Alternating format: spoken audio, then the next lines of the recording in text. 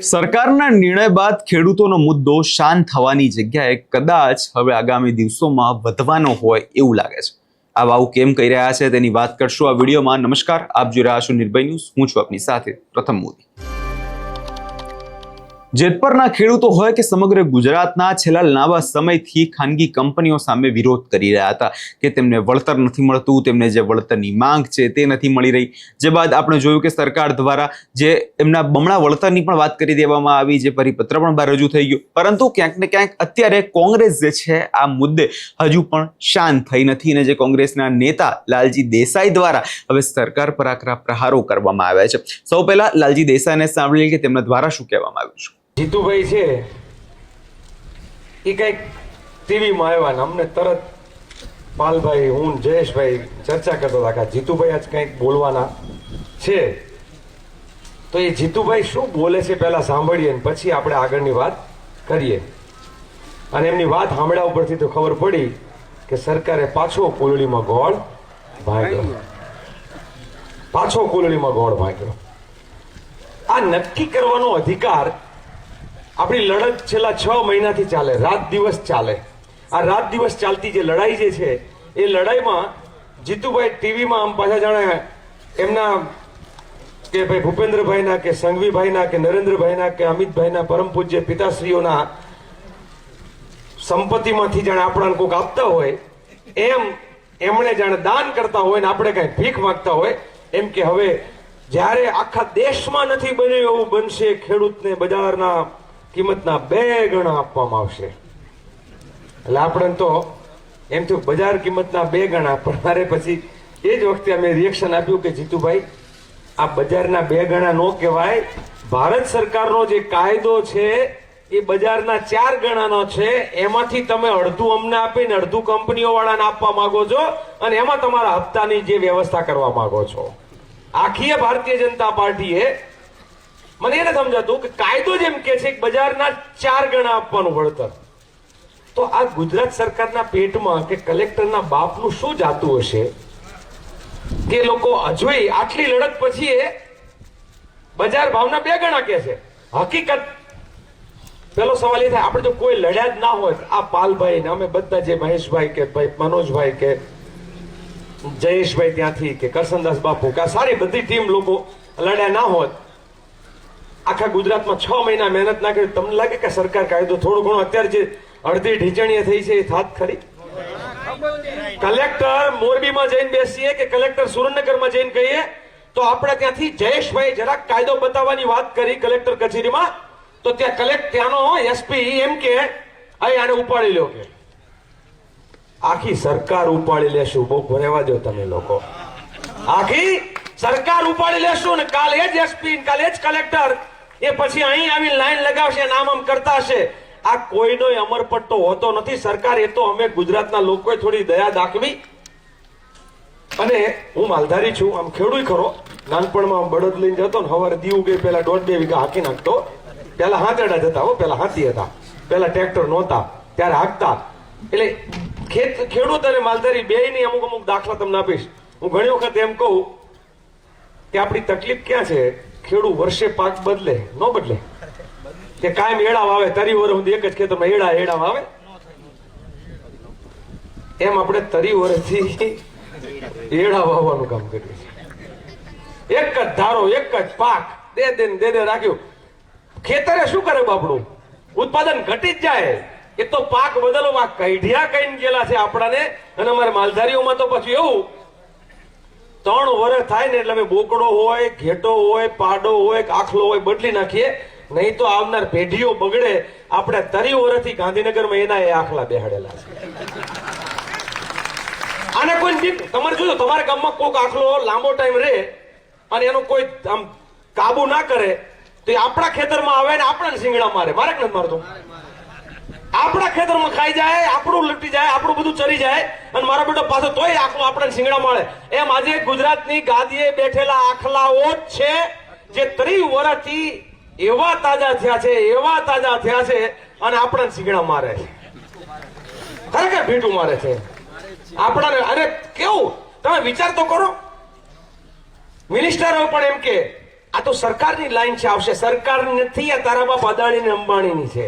સરકારને તો તમે કોન્ટ્રાક્ટર બનાવ્યો છે. સામાન્ય રીતે એવું બને બેનો, તમને બી પહેલા સરકાર કંપનીને કોન્ટ્રાક્ટ આપતી. આપણે કોઈ પણ રોડ હોય, ગમે નીકળે, તળાવનું કામ હોય તો સરકાર કોન્ટ્રાક્ટ આપે, L&T કંપનીને આપે, અલગ અલગ કંપનીને આપે. સમય કેવો બદલાણો. કંપની વાળા અદાણી ને અંબાણી જેવા, સુઝલોન જેવા હવે સરકારને કોન્ટ્રાક્ટ આપે, એટલે આપણી સરકાર કોન્ટ્રાક્ટર બની ગઈ. આમની માલિક અદાણી અંબાણી અને કોન્ટ્રાક્ટર કોણ? તો કે સરકાર. અમે તમને કોન્ટ્રાક્ટર બનવા માટે ચૂંટીને નથી મોકલ્યા. અમને તમને અમારી બેન દીકરીઓના રક્ષણ માટે, અમારી આ ધરતી માતાના રક્ષણ માટે, અમારા શિક્ષણ કે સ્વાસ્થ્ય માટે આ સરકારો જે બનાવી છે ને, આપણે ચૂંટી ચૂંટીને. સામાન્ય તો સરકાર નહોતી ત્યારે દેશ નતો. આજથી 100 વર્ષ પહેલા આપણા ઘોડવાઓ નતા ગામડામાં રહેતા હતા. બધા એમ કે પણ રાજાશાહી હતી, પણ રાજાશાહી નહોતી. એની પહેલા ગામડાઓ હતા. રાજાશાહી નહોતી, બાદશાહી નહોતી, અંગ્રેજો નહોતા, આ સરકાર નહોતી, ત્યારે ગામડાઓ તો હતા જ, સમાજ હતા જ. કારણ કે સરકારો તો 100-500 વર્ષ જૂની થાય કે રાજાશાહી ફલાણી, એ 4-5 હજાર વર્ષનો ઇતિહાસ છે. માણસનો ઇતિહાસ તો 4 લાખ ને 16 લાખ વર્ષ જૂનો છે. સરકારો ને બાદશાહો બને, એને જે કઈ રાજાઓ બને એને 4000 વર્ષ થયા, પણ માણસ બન્યો ને કેટલા વર્ષ થયા? લાખો વર્ષ થયા. એટલે સમાજ હતા, માણસો હતા. સરકાર કે કઈ રજવાડું કે જે કઈ બનાવ્યું એ સમાજના સુવિધા માટે, સુખ માટે આપણે ધારાસભ્ય ચૂંટીને મોકલીએ. આખા ગુજરાતમાંથી 162 તો પેલા જ મોકલેલા છે, એક તરફી. 162 મોકલ્યા એક તરફી. એ બધાને મોકલ્યા હોય. ભાજપમાંથી મોકલો, કોંગ્રેસમાંથી મોકલ્યા, બીજા પાર્ટીમાંથી મોકલ્યા. આપણે શેના માટે ધારાસભ્ય ચૂંટીને મોકલ્યા? શેના માટે? તો કે અમારું શિક્ષણ, સ્વાસ્થ્ય, રોજગાર, સુરક્ષા, સુવિધાઓ, આના માટે આપણે સરકાર બનાવીએ. અત્યારે આ લોકો નવું ચાલુ કર્યું છે. સુવિધા જોવે છે, પૈસા ખર્ચો.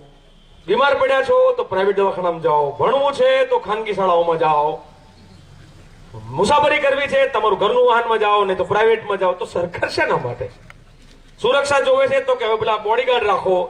તો બધામાં જો આપણે જાતે જ કરી લેવાનું હોય તો આ સરકારે જ ના રાખીએ ના ચાલે. છૂટીને ખોટા ખર્ચા કરવા, એના પગારે આપવાના, એમને મોટા મોટા બંગલાએ આપવાના, બધું કરવાનું. સવાલ પૂછવો જોઈએ. આવનાર સમયમાં હું આ બાજુના ગામડાના લોકોને કહીશ કે આપણા ગામમાંથી ચૂંટાયેલા એ જિલ્લા પંચાયતનો સભ્ય હોય, તાલુકા પંચાયતનો સભ્ય હોય કે ધારાસભ્ય હોય, એ ગામમાં ગળે ને ભેગો કાંઠલો પકડીને પૂછાય, ઉભો રે, તને અમે મત આપ્યા હતા, અમારા ખેતરમાં થાંભલા નખાતા, તેથી તું ક્યાં હતો? અમારા ત્યાં એ કંપનીઓ વાળા થાંભલા નાખતા હતા, એ પોલીસ વાળા અમારી બેન દીકરીઓને રહાડતા હતા.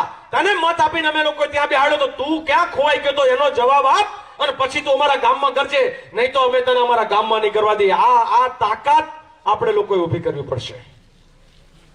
હું સલામ કરું છું 44 ગામ માંડલ ને બેચરાજી વિસ્તારના.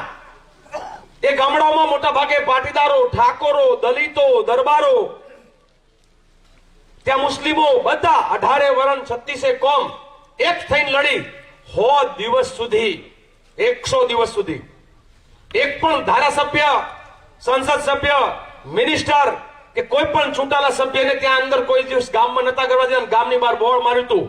એ બોર્ડ લખ્યું હતું કે અમારા ગામની રજા સિવાય રાજકારણીઓ, ખાસ પક્ષના રાજકારણીઓ, કે સત્તામાં હોય એને પૂછે ને, વિપક્ષ વાળાને શું પૂછો તમે? રાજકારણી કે સરકારી અધિકારી કે કંપનીના દલાલોએ ગામમાં ગરવું નહીં. અને નીચે લખતા હતા સમસ્ત ગામ આઝાદ વિકાસ સંગઠન, એવું નામ લખતા હતા. 44 ગામમાં 100 દિવસ સુધી નતા કરવા દીધા. ત્યારે એ પછીના એક મુખ્યમંત્રી જે બન્યા, ત્યારે તો નરેન્દ્રભાઈ મુખ્યમંત્રી હતા, એ પછીના મુખ્યમંત્રી એ વિસ્તારના ધારાસભ્ય હતા. એ બેને એવું કીધું કે હું આવું તો કે ના બેન તમે નહીં હો, અહીંયા કઈ હાજુ નહીં રહે. આ લોકો જે છે બહુ જ મક્કમ છે, કોઈને આવવા દેશે નહીં. 100મા દિવસે સરકારને ઝાડા થઈ ગયા હતા અને 44 ગામમાંથી 36 ગામ જે લડતા હતા એ 36 ગામને સરમાંથી રદ કરવા પડ્યા હતા. ત્યાં આવતા ઉદ્યોગોને બંધ કરવા પડ્યા હતા અને આખો વિસ્તાર જે છે ત્યાં આઝાદ થયો. આજે એ કુણપુર હોય, એ દાલોદ હોય કે વાસણા હોય કે વણોદ હોય, એ તમે ત્યાં જઈને, ત્યાં જ છે આપણા ભાઈઓ જ છે બધા, કોકદાડો જઈને પૂછજો. એ ત્યાં બહેનો લડતી હતી, 11,000 બહેનો ભેગી થતી હતી. 11,000 બહેનો જેમ અત્યારે આપણે જેતપુરમાં જોઈએ છે ને, બધા લોકો ભેગા થાય છે, એ જ તાકાતથી આખા વિસ્તારમાં લડ્યા હતા અને જીત્યા હતા. પણ અમારે હોદીમાં ફૂટ નથી પડી આંદોલનમાં. હોદી લડ્યા, 42 પ્રદર્શન થયા, એકે દિવસ ફૂટ પડી નહીં. એનું કારણ તો પહેલા દિવસથી ચોખવટ હતી. એટલે મારે તમારી સાથે પણ કહું છે, આ લડાઈ બહુ લાંબી છે. તમને કોઈ પેલું કંઈક તમારું શું થયું, ના મેળાયું તમારે? નથી? ઓકે. એટલે ગઈકાલે જે જાહેરાત કરી એમાં આપણામાંથી ડકી જાય અમુક લોકો. મૂકોને પડતું હવે ડબલ તો આપે છે, પણ તમારો હક 4 ગણો છે, તમારે ડબલમાં કેમ પતાવવું છે? અને એ અમરસિંહ નક્કી કરશે. પાલભાઈ કીધું બહુ સાચી વાત છે. અને એ તમને કહું, અત્યારે જેવું આપણા દેશમાં હવે નવા ઇલેક્શન કમિશનના હેડ કોણ એ નક્કી કરવાનું. ચૂંટણી જો ને પંચના આખા મુખ્ય નક્કી કરવાના છે. પહેલા એવું હતું કે એક વિપક્ષના નેતા, એક પ્રાઇમ મિનિસ્ટર અને સુપ્રીમ કોર્ટના ચીફ જસ્ટિસ, 3 નક્કી કરતા. આ 2 ભાઈ ભેગા થઈને, હમણાં 2 ભાઈ એટલે ખબર ને કોણ છે, રંગા બિલ્લા ભેગા થઈ અને મારા બેટા એવું કર્યું કે એક હું એક તું, આપણે 2 ભાઈ અને ત્રીજો વિપક્ષના નેતા. હવે આ 2 ભાઈ ભેગા થાય, વિપક્ષના નેતાનું એમાં મારા બેટા માને બહુમતી મત આપવાનું. રાહુલ ગાંધીએ ના પાડી કે તમે 2 પહેલાથી પાકું કરીને આવો છો, તમારી 2 જણની બહુમતી થાય, ખાલી મારે તો હાજરી ડોકું ધોણાવા જવાનું છે, હું નહીં આવું. એટલે આ સરકારે કાલે જે પરિપત્ર બહાર પાડ્યો છે એ કાયદેસર એક બાજુ રંગાન બિલ્લા હશે અને એક બાજુ આપણો ભોળો ખેડૂત હશે. બહુમતી આપણી નહીં હોય. એટલે સરકાર સાથે કહેવું જ પડે કે એક તો આ એમઆરસી તો કરવું, પણ સાથે સાથે મિનિમમ પણ એક જાહેર કરવામાં આવે કે કોઈ પણ ભોગે આનાથી નીચું તો નહીં જ. અને અત્યારે તમે બજારના 2 ગણા કહો છો બજાર ભાવના, એ ના ચાલે. બજાર ભાવના 4 ગણા જોશે એટલે જોશે. ત્યાં સુધી અમે અમારા ખેતરોમાં થાંભલા નાખવા દેશું નહીં. અમારી લડાઈ ખાલી ભાવ લેવા માટેની નથી. અમારે તો થાંભલો જ નથી જોતો, તારો અકાળ મૂકો. અમારે તો થાંભલો જ નથી જોતો, પણ કદાચ ના છૂટકે નાખવો જ હોય તો અમને અમારું પૂરું હકનું વળતર ભારતના કાયદા મુજબનું મળવું જોઈએ. પાલભાઈ એક સરસ વાત કરી, તમને પણ મારે કેવું છે. મારું 11 વીઘાનું પડવું હોય અને એમાં વચ્ચેથી થાંભલો લાઈન નીકળે અને એના પૈસા ગણે કદાચ 1.5-2 વીઘા જતું હોય, એમાં જાય તો એ 1.5-2 વીઘા જાય તો બાકીના 9 વીઘાના મારા જમીનના ભાવ વધે ઘટે. એટલે મને 2 વીઘાના તો કદાચ ડબલ ભાવે બજારના આપીને જતા રહે, પણ મારા બાકીના 9 વીઘા કોઈ કાકોય લેવા તૈયાર ના થાય અને હું કંઈ કરી શકું નહીં તો એ જમીનની મૂલ્ય ઘટે. એનું વળતર કોણ આપે? આપણે તો, હું તો એવું કહેવાની જરૂર છે કે અમારે તો આખું ખેતર તને દઈ દેવું છે, પછી તમ તાર તું ત્યાં બગીચા કરજે, બરાબર? તારે ખાલી લાઈન નાખીને વચ્ચોવચ અમારી જમીન બગાડવાની અને પછી તું, એટલે આ છેતરવાના ધંધા આ કરે એ ના ચાલે. એ લોકોએ ગઈકાલે જે જાહેરાત કરી છે એમાં ખૂબ છેતરપિંડી છે મિત્રો. આપણે થોડું ચેતી જવાની જરૂર છે. પાલભાઈએ વિગતે વાત કરી છે, પણ એક આ બાકીની જમીનના મૂલ્યનું શું, બીજું એ તાર નીકળે છે એમાં તો કેટલા એમણે કીધું કે 30% ગામડામાં બજાર ભાવના 30%. બહુ સીધું ગણિત છે. અહીં તમારે મીટરનો ભાવ કેટલો ચાલે? વારનો ભાવ ગામમાં જમીનમાં કોઈ પ્લોટ લ્યો, ફૂટના હોય કેટલા હોય? ફૂટના 1200, બરાબર? 1200 હોય તો કદાચ જે છે એ 9 ફૂટે આપણું જે વાર થાય તો 10,000 12,000 જેવા ભાવ હશે. 10,000 12,000 હોય.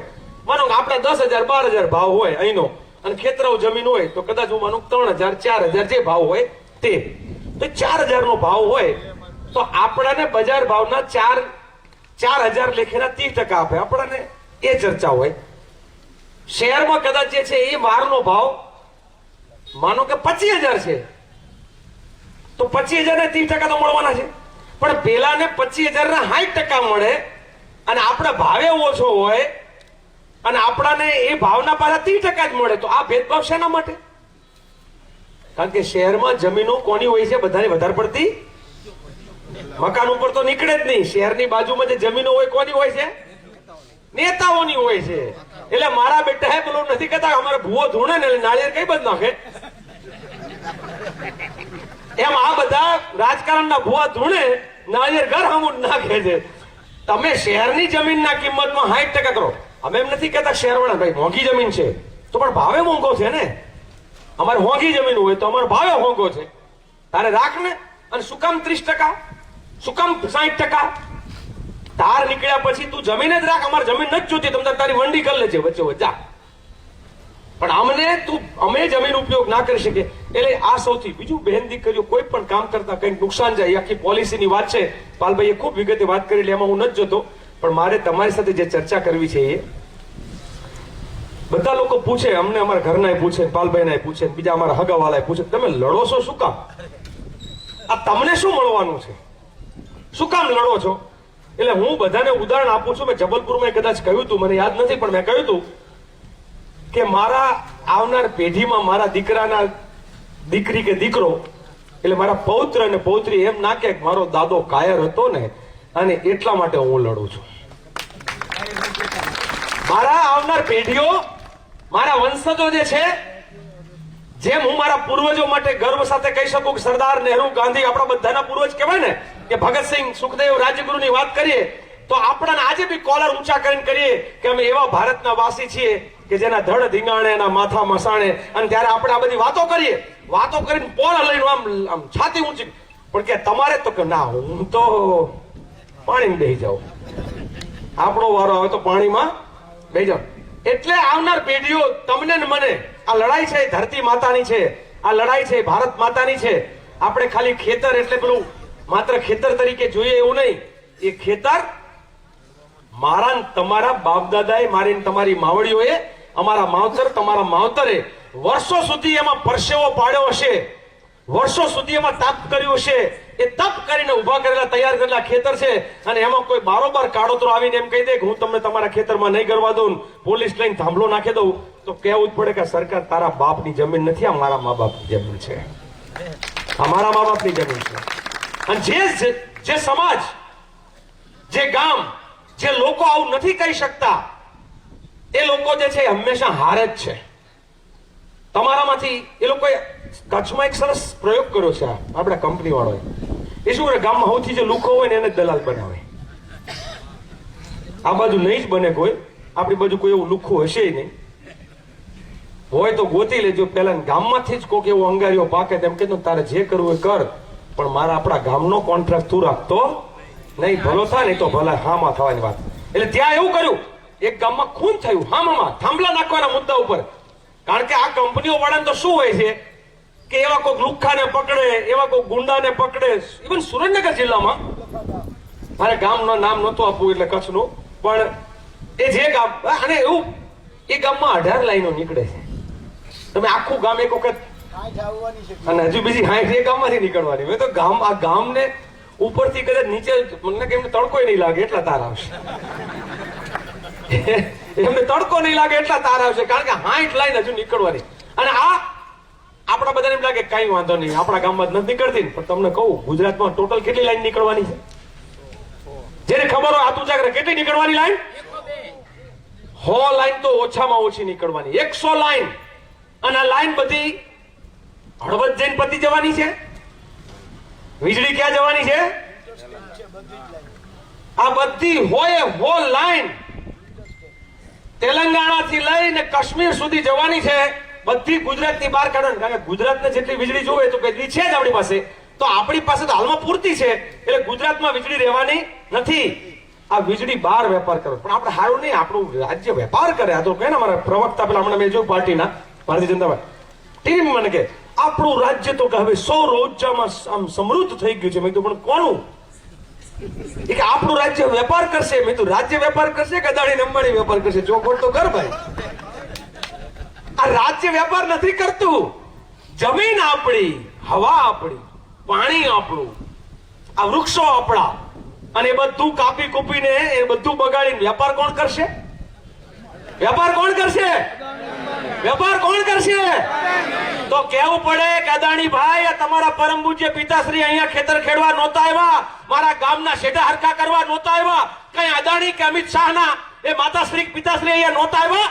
હમણાં માવતરે અહીંયા એનો જીવ આપેલો છે, અહીં જ જન્મ્યા છે, અહીં જ હોમાયા છે, અહીં જ એ લોકોને અગ્નિદાહ આપેલો છે. અમે અમારી સંસ્કૃતિ, અમારા ગામ એની અમે ખતમ કરવા માંગતા નથી. તમને માત્ર ધંધો દેખાય છે, પણ અમારા માટે તો એ જીવનની દોરી છે, અમારી જીવા દોરી છે. મારા બેટા બે કેવા, તમને બેનો તમને બી સાંભળશો તો નવાઈ લાગશે, પાછળ જવાય ને. એકને નામ જોતું હતું, એકને કામ જોતું હતું. એટલે એકે જીવતું જગત્યું કર્યું. તમને ખબર જીવતું જગત્યું સામાજ મને જેથી એમ થાય કે હવે મને 60-70 વર્ષ થયા ને મારો દીકરો દીકરી કદાચ મારે વહાય હું જતો રહું પછી કઈ કરે કે ન કરે, એટલે જીવતે જીવ બધી વ્યવસ્થા કરીને જઈએ ને ગામને ખવડાવીએ, એને જીવતું જગત્યું કર્યું એવું કે ને આપણે કરે ને. એમ જીવતું જગત્યું કરે, અમુક સારી રીતે કરે ને અમુક જે છે છોકરા વિશ્વાસ ન હોય એટલે કરે. એમ અત્યારે આપણા દેશનો છે અત્યારે બાદશાહ કે રાજા બનીને બેઠો છે, એને ખબર હતી કે મારી વાહે હું જઉં પછી કોઈ કરશે નહીં. મારે કામ નાનકડું ટૂચકું છે, વાત કહું વાંધો નથી ને કઈ. આમાં કોઈ જ્ઞાતિ કે ધર્મ ઉપર નથી, પણ અમારી કામ પેલા તરીકે કહેવાય કાજી કે એક સાધુ જે કઈ કહેવાય, એમની એક કૂતરી હતી. એ કૂતરી મળી ગઈ, આખું ગામ બહેણામ ગયું, આખું ગામ બહેણામ ગયું. અને જયારે કાજી કે સાધુ એ ગુજરી ગયા હતા, કોઈ ન ગયું. એ કૂતરીના બહેણામાં ગયા હતા, શેના માટે ગયા હતા?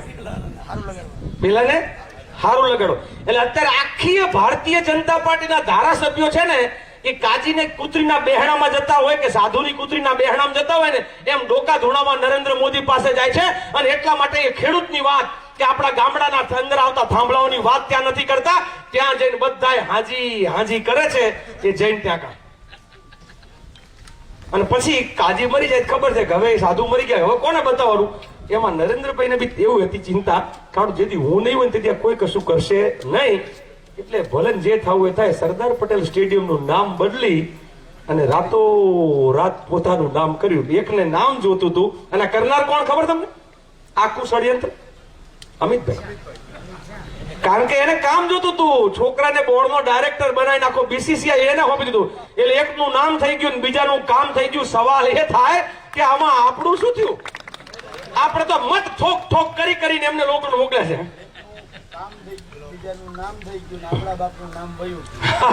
આપણા હાથ પરમાંથી નામ કાઢી નાખવાનો ધંધો કર્યો છે. હા બરાબર છે, આપણા સૌના બાપ સમાન કહેવાય, આપના સૌના એક એવા કે જેના માટે આખું દેશ ગૌરવ લે. અને હું કોઈ તમારામાંથી એવો વ્યામ રાખતા જ ના રાખજો. સરદાર પટેલને હું પાટીદારોના નેતા નથી ગણતો. સરદાર પટેલને હું પાટીદારના નેતા નથી ગણતો. એ સરદાર પટેલ એ મારો છે, તમારો છે અને આખા દેશનો છે. એ સરદાર પટેલ એ આ દેશના ગરીબમાં ગરીબથી માંડી અને સૌથી અમીરમાં અમીર હોય એ સૌ કોઈને આખા દેશને એક કરનાર, એકતા અખંડિતતા અને બંધુતામાં કોઈ પરોવનાર હોય તો એ સરદાર પટેલ છે. એટલે માત્ર કોઈ એક જ્ઞાતિ એમ ના કહી શકે. અને એટલે મને પણ જય સરદાર કહેવાનો એટલો જ હક છે જેટલો તમને છે. અને અમે તો પ્રતિજ્ઞા લીધેલી છે. અને મને તમે અહીંયા પાટીદારો છો એટલે હું સરદાર સરદાર કરું એવું નથી. તમે બહુ સ્પષ્ટ, હું તેલંગાણામાં બોલું છું, હું ભુવનેશ્વર બાજુ ઓરિસ્સામાં બોલું છું, બીજા રાજ્યોમાં જઈને પણ બોલું છું. કારણ કે હા હા તાતનો બરાબર છે આપણો. એટલે હું 31મી ઓક્ટોબર ગયા વખતે એ સ્ટેડિયમની સામે જયારે પ્રતિજ્ઞા લેતો હતો ત્યારે મેં કહ્યું હતું, નેતાઓ દમદાર થા, નામ ઉસકા સરદાર થા. તો જરા એક વખત નારો, અરે નેતાઓ દમદાર થા. વાતમાં જ દમ નથી. તમે બધા ઢીલા, આવું ઢીલું બોલો તો ના ચાલે.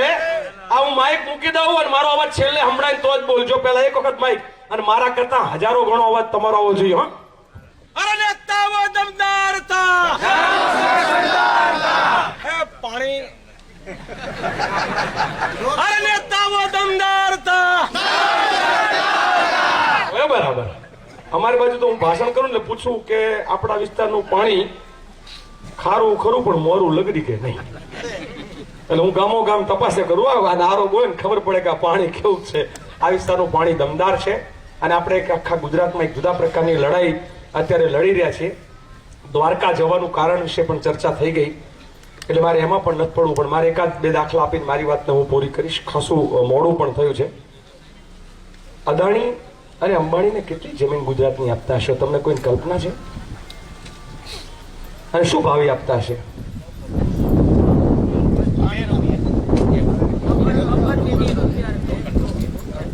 ₹29,000 વીઘો.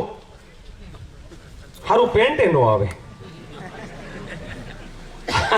હારું પેન્ટ નો આવે ને. હવે તમે કેમ કે ડીએપી ની થેલી લેવા જાવ તો મારા બેટા બાવી લે એવું છે ને. એટલે હવા ડીએપી ની થેલી અથવા એક ડીએપી ને એક યુરિયા લેવા જાવ એટલામાં 1 વીઘો જમીન મળે તો કોણ ના લે? એક ડીએપી ને એક યુરિયા આટલું લ્યો ને એમાં 1 વીઘો જમીન આપે કોઈ લે? આ તો આપણે એમ થાય ₹1.82 મીટર બીડીને બાકસ કરતા પણ સસ્તી જમીન અદાણીને ને અંબાણીને કેટલી આપી ખબર છે? 5.5 લાખ હેક્ટર. 5.5 લાખ હેક્ટર જમીન કાયદેસર આપી છે. અને એ આપવાનું કારણ પાકિસ્તાન અને ભારતની બોર્ડર પર બનાસકાંઠા અને જે ખાવડાનો આખો જે પટ્ટો છે એ પટ્ટો ત્યાં અદાણી અંબાણીના નામે હતા. તમે ત્યાં જુઓ તેમ લાગે કે આ બધા કરે છે શું? તો કે અહીંયા વીજળી પેદા કરવાના છે. સોલાર, વિન્ડ, પવનની અને સોલારની. મને એમ થાય કે હું જે કરવું એ કરે, રણમાં કરે. મારા માટે બીક કઈ કે પેદા અહીંયા કરશે પણ લઈને ક્યાંથી જાય? મૂળ તો આપણા જ ખેતરોમાંથી જવાના.